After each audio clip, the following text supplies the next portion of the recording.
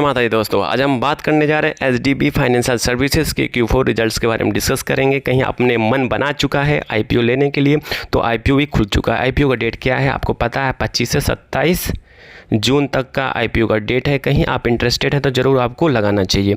देखिए, लगाने से पहले आपको समझ लेना चाहिए कि क्या Q4 रिजल्ट इस कंपनी का ज़बरदस्त है कि नहीं। मतलब एचडीबी फाइनेंशियल सर्विसेज का Q4 का रिजल्ट अच्छा होगा तो नो डाउट आने वाले टाइम में गजब का सब्सक्रिप्शन जो रेट होगा वो ज़बरदस्त होने वाला है, और जो लिस्टिंग गेन मिलने वाला है वो भी ज़बरदस्त मिलने वाला है। एक चीज़ मैं आपको और बता दूँ, ये किसकी सब्सिडरी कंपनी है आपको पता होगा, HDFC बैंक। कहीं आप पैसा लगाने जा रहे होंगे तो डिगिंग जरूर किए होंगे, तो डिगिंग में आपको पता भी चला होगा कि HDFC बैंक का फाइनेंशियल सर्विस, HDFC बैंक की एक सब्सिडरी कंपनी है HDB। जी हाँ, तो यहाँ पे आप देखेंगे आज Q4 रिजल्ट्स में देखने की कोशिश करेंगे क्या रिजल्ट रहा Q4। आप परफॉर्म कर पाई है कि नहीं कर पाई, परफॉर्म करेगी तो क्या आने वाले टाइम में अच्छा जो IPO GMP है आप कह सकते हो, जो लिस्टिंग गेन क्या मिलने वाला है, ज़बरदस्त मिलेगा कि नहीं मिलेगा, सब कुछ डिटेल में यहाँ पे आपको पता चलने वाला है।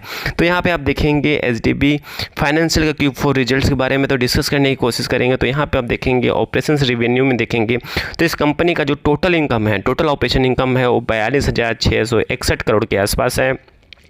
वही पिछले क्वार्टर के सेम बात करता हूँ 31 मार्च 2024 के कंपेरिजन में देखेंगे तो इस बार का जो रिवेन्यू ऑपरेशंस की बात किया जाए वो ज़बरदस्त देखने को मिल रहा है। वही बात करते हैं पिछले मतलब 31 मार्च 2024 मतलब Q3 से कंपेयर करेंगे तो उसके कंपेरिजन्स में तो यहाँ पे उससे भी अच्छा देखने को मिल रहा है। तो कहने का मतलब जो यहाँ पे फाइनेंशियल रिवेन्यू और ऑपरेशन ज़बरदस्त देखने को यहाँ पे मिल रहा है। वहीं बात करते हैं ईयर टू ईयर में देखेंगे तो ईयर टू ईयर में भी ज़बरदस्त परफॉर्मेंस देखने को, ज़बरदस्त इंप्रूवमेंट देखने को मिल रहा है।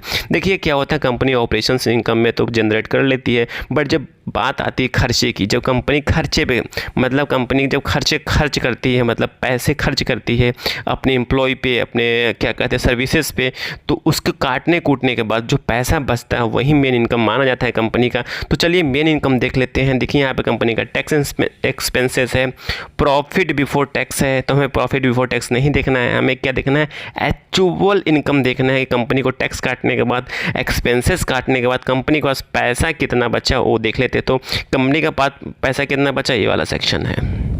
तो आप देखेंगे कंपनी के जो पास जो रिवेन्यू जनरेट की है, ठीक है, after tax, net tax after tax, ठीक है, तो ये कंपनी का मेन इनकम जनरेट किया है कंपनी ने, ठीक है।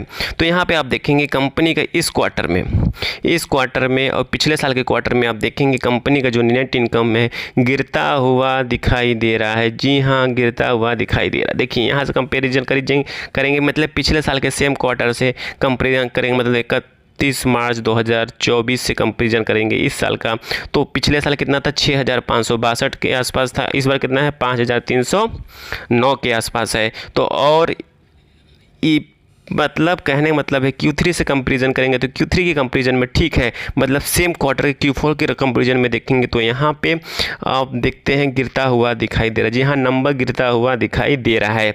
वही बात करते हैं ईयर टू ईयर, देखिए ईयर टू ईयर में भी गिरता हुआ दिखाई दे रहा है। मतलब यहाँ पे है 31 मार्च 2025 की बात किया तो यहाँ पे 21,280 है। वही बात करते हैं 31 मार्च 2024 से उसके कंपेरिजन पे माल गिरता हुआ दिखाई, मतलब नंबर जो है कम आता हुआ दिखाई दे रहा है। तो ये रही बात आपकी रिजल्ट की। अब बात कर लेते हैं कंपनी की EPS की बात किया जाए तो कंपनी का जो EPS है वो देख लीजिए आप, कंपनी का अर्निंग पर शेयर्स, ठीक है। तो EPS में भी देखेंगे कंपनी का EPS भी गिरता हुआ दिखाई दे रहा है। पिछले साल के सेम क्वार्टर से कंपेरिजन करेंगे तो उसके कंपेरिजन में 2 नंबर कम आता हुआ दिखाई दे रहा है, मतलब 2 रुपये कम आता हुआ दिखाई दे रहा है। मतलब बात करते हैं पिछले मतलब Q3 के कंपेरिजन में देखेंगे तो वहाँ पे अच्छा है, बट सेम क्वार्टर के पिछले साल से कंपेरिजन करेंगे तो वहाँ पे गिरता हुआ दिखाई देगा। वही ईयर टू ईयर की बात किया जाए तो ईयर टू ईयर में भी गिरता हुआ दिखाई दे रहा है। तो देखिए ऑल ओवर देखा जाए तो कंपनी का जो क्या कहते हैं Q4 रिजल्ट्स है वहाँ पे आप देखेंगे कंपनी का नंबर कम आता हुआ दिखाई दे रहा है। तो अब बताइए अब सब्सक्रिप्शन क्या जाएगा। देखिए सब्सक्रिप्शन यहाँ पे जाएगा आपका क्या कहते हैं जो समझदार होंगे, ठीक है, वो थोड़ा हिचकिचाएंगे, ठीक है। और दूसरा आपका क्या कहते हैं यहाँ पे सेंटीमेंट का पूरा खेल है।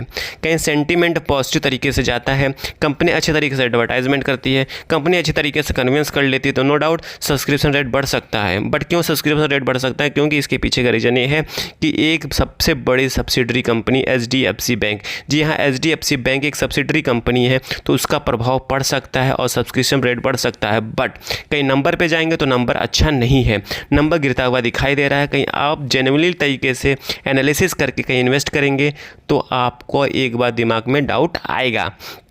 तो यहाँ पे क्या कहते हैं, आप कहने का मतलब मेरा पूरा ऑल ओवर कंक्लूजन किया जाए तो यहाँ पे ऑल ओवर देखेंगे, नंबर को देख के आप सब्सक्रिप्शन करेंगे तो आप नहीं कर पाएंगे। बट वहीं बात करते हैं बड़ी कंपनी को देख के करेंगे, मतलब HDFC बैंक को आप कंसीडर करके करेंगे तो ज़रूर आप सब्सक्राइब करेंगे। आई थिंक सारी इन्फॉर्मेशन आपको समझ में आ चुकी होगी, समझ में आ चुकी। प्लीज़ लाइक एंड सब्सक्राइब करिए, दोस्तों के साथ जरूर करिए लेटेस्ट और जेन्युइन इन्फॉर्मेशन पाने के लिए। Thank you for watching this video.